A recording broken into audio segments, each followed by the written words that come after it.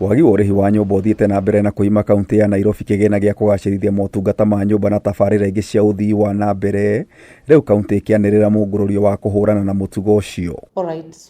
Abithaa mũnene wa rũhonge rwa nyũmba kaunti-inĩ ya Nairobi LYDIA MATHIA ahithũrĩte kũrĩ na Akombori matarĩhĩte nyũmba thĩinĩ wa mĩaka 10. The people who are not paying their rent need to pay their rent. And if then it's not possible for them to pay their rent, we need to terminate our relationship so that we can get people who are able to bring the full value of those estates to bear on our revenue, so that again we can take that same revenue and provide services to Nairobi. Haita work tu bure hivyo.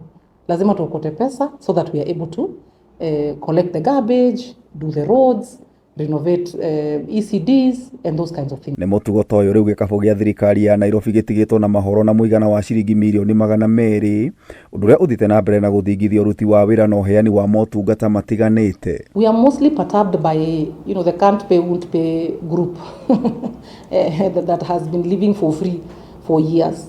So I'd say the magnitude of those areas, that would make you just ask yourself a few questions.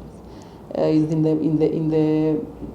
the upwards of about 200 million. So mtu wako na deni ya April, March, huyo atusumbua na yesa sana, because we know it's just a matter of time they'll comply. They have a record of complying. But the ones who really we will not tolerate anymore are people who are staying in houses 6 months, 1 year, 2 years, 3 years, 10 years.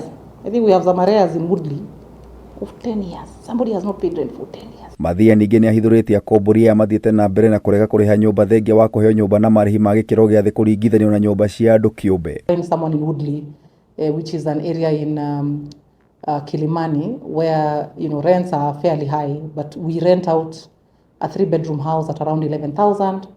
Others pay about 17,000. Jamhuri, highly subsidized Karioko, very prime spots in Nairobi, where even in terms of access to CBD is very fast. You can walk to town and those kinds of things. Maya magĩthiaga na mbere Governor Johnson Sakaja nĩ ahithũrĩtio mũmũri wa nyũmba cia tene matũũra-inĩ 13 nĩguo makwo werũ na nyũmba cia kĩrĩu. Ciĩgiĩ marĩhi ma mĩgũnda, Governor nĩ acakaĩte nĩ namba nene ya ene mĩgũnda arĩa mathiĩte na mbere na kwaga kũrĩhĩra mĩgũnda yao, akiuga thĩinĩ wa mĩgũnda makĩria ma 250,000 no ene mĩgũnda 50,000 marĩhaga, rĩu akĩanĩrĩra mũtaratara wa gũtigĩrĩra kaunti nĩ yongania mũigana wa ciringi bilioni 10. Kameme TV ngĩkũhe ũhoro Gĩtaũ, Gĩtaũ wa Wanjikũ.